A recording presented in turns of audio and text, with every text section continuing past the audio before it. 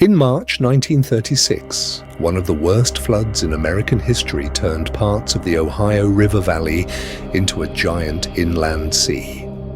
Entire towns disappeared beneath muddy water, roads vanished, homes floated away, and in a small schoolhouse near the Ohio River in West Virginia, 11 children were trapped with no way out.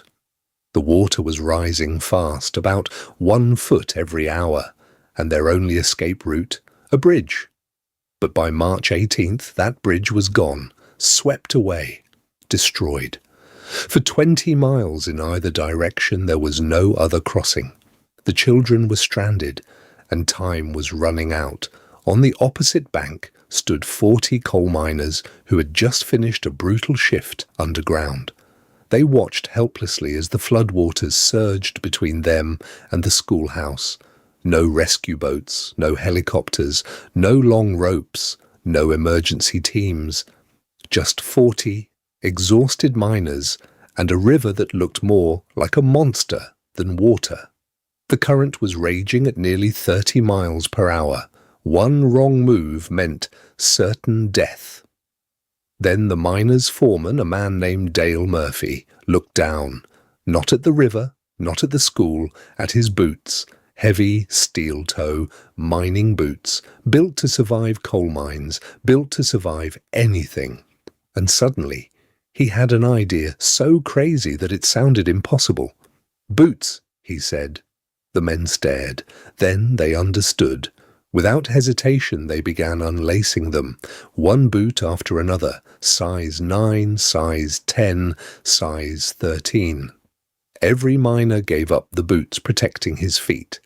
The men tied them together, lace to lace.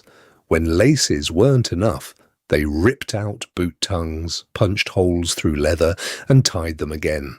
One boot connected to the next, and the next, and the next. 40 miners, 80 boots, one desperate plan. Finally, they hurled the first boot toward the schoolhouse. Miraculously, it landed. A teacher grabbed it and tied it to a heavy desk. On the miner's side, the chain was anchored to a coal truck, a bridge made entirely of boots stretched across the flood. It shouldn't have worked, but it did. The first child stepped forward. Below him, brown floodwater churned 55 feet down. The makeshift bridge swayed and twisted. Every step could have been the last. Yet one by one the children shuffled across, gripping the bootlaces like handrails. The miners guided them from both sides. 10 children made it safely. Then came the last child, a 6-year-old boy. Halfway across, disaster struck. A lace snapped. The bridge jerked violently. The boy lost his balance. For a split second, everyone thought it was over. But Dale Murphy had already moved.